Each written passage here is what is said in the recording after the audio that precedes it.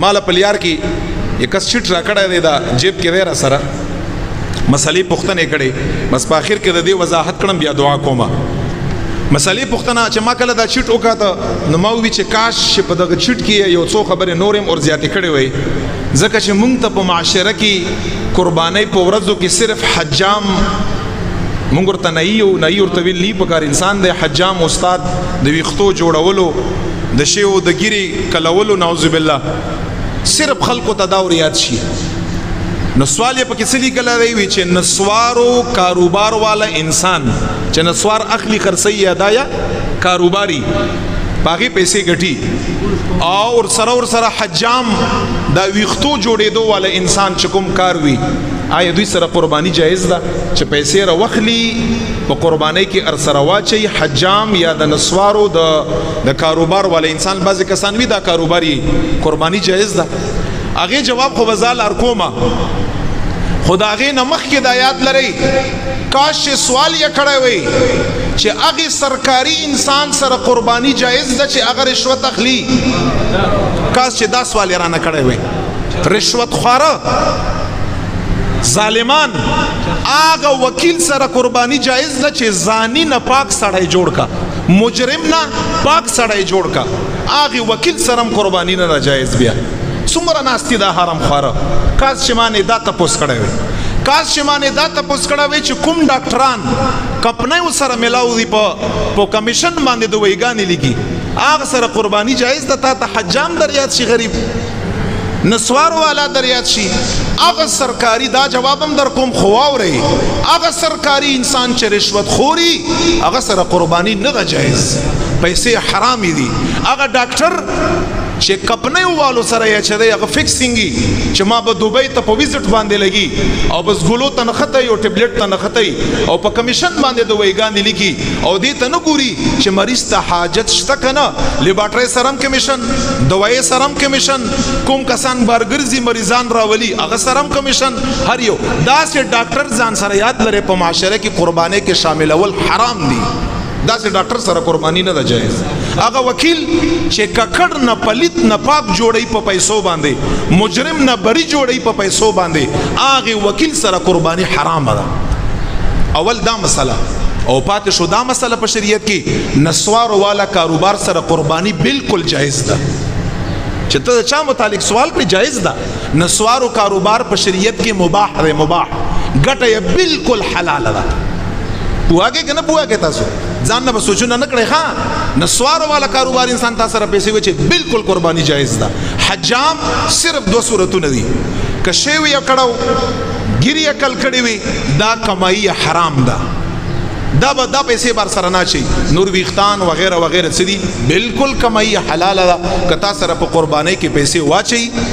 بالکل جایز ده هیڅ خبره پکې نشته او یو مولا مرته یادو مخه هغه مولا چې کوډه کا هغه مولا چې سحر کا هغه مولا چې کور رانی هغه مولا چې بے اتفاقی خرابي هغه مولا چې خزو سره ملاوي هغه مولا چې په خزو باندې لاس راکاږي په وخت د دم درود کې د ګټه حرام ده دا سي مولا سره په معاشره کې قرباني ناجایز ده مولا ته وایي چې خپل ځانم یاد کړه ممبر باندې شرم له پکار دی چې تاسو کوم اعلی هودیداران خلک دي هغه چرتنی نسواری ماته په دې باندې لیکل چرته غتاو نه وی چې وکیل سره قربانی جایز ده کنه ډاکټر سره جایز ده کنه کمیشنکار سره دا کوم چې خپل مولا سره